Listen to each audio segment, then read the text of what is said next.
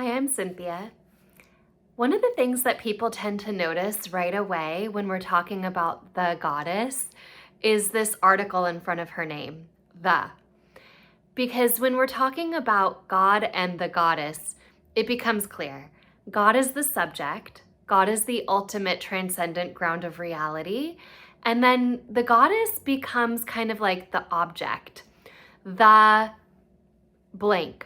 So whatever it is that we assign that role for the goddess, she becomes that.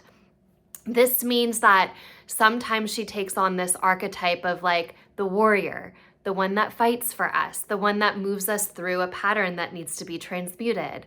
She becomes the nurturing one, the mother. She becomes the ground of being. And this article tells us that the goddess represents something much bigger historically that is in fact a valid assignment for her.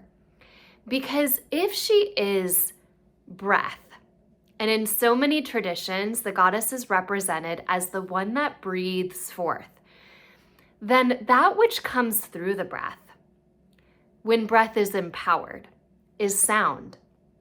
Now, it's no coincidence that across time, across history, and across many different cultures, the goddess represents sound vibration, pulsation, the word, the alphabet, music, knowledge, the mother tongue, language, right?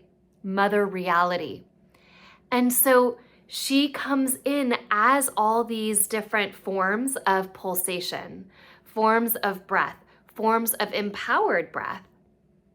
That means that the article the, which relates to the goddess, isn't a way to diminish her, isn't a way that indicates her subordination as an object out in the world, but in fact empowers her because she's that aspect of infinity. She is that aspect of the paired reality of stillness and movement that indicates movement, which is really all things.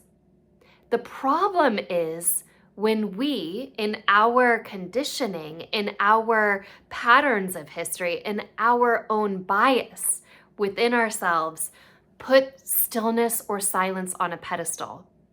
And we call the subject, God, the transcendent, more important. We do it on the inside.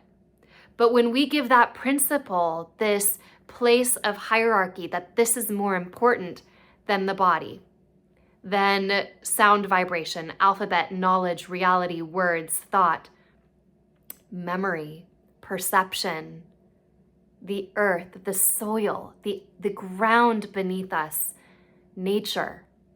And nature pulsates that reality, its form, its sound vibration.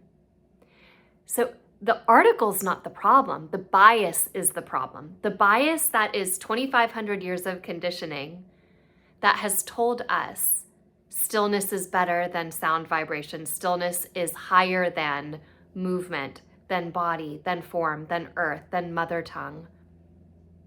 That's the problem. It's when God becomes more important than the goddess, in whichever form she represents. Because she's not an archetype. She can be that. She can be a pattern within the whole. She can be a warrior. But sound vibration, pulsation, breath, word, the alphabetic reality, that's not a pattern. That is the whole. That is all of lived reality. That is the very being of being.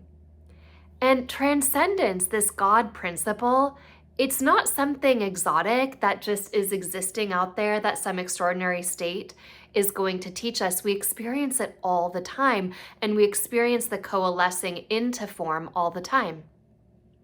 We experience it when we wake up in the morning. That first moment of waking up when we're in an expansive state, we are in a transcendent state. We are in an open field of awareness. And then we can track the coming in of thought, sensation, emotion, memory, to-do lists, The desire to get up and go for a walk or have a cup of coffee or to stay warm for a moment. But these desires that come through that are part of embodiment and form. And look at how hard we come down on desire. Look at how hard we come down on the coalescing into form in our spirituality. The coming into form is natural.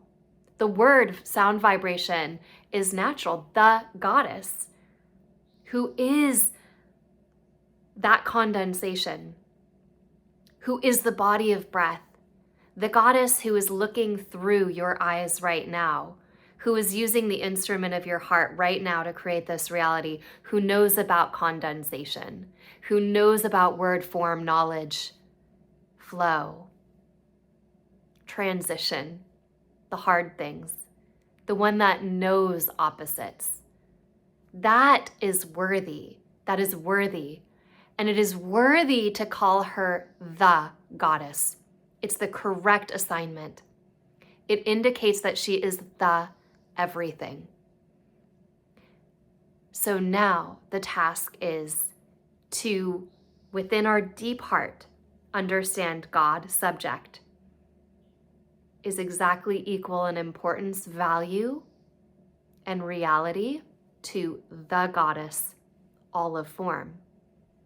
When that happens, they merge into the sacred marriage, the transcendent and the immanent, silence and pulsation, expand, contract, pause. It comes into one beingness, and the one is seen to be the same as the other. But it requires this deep balance of love and honoring between both principles.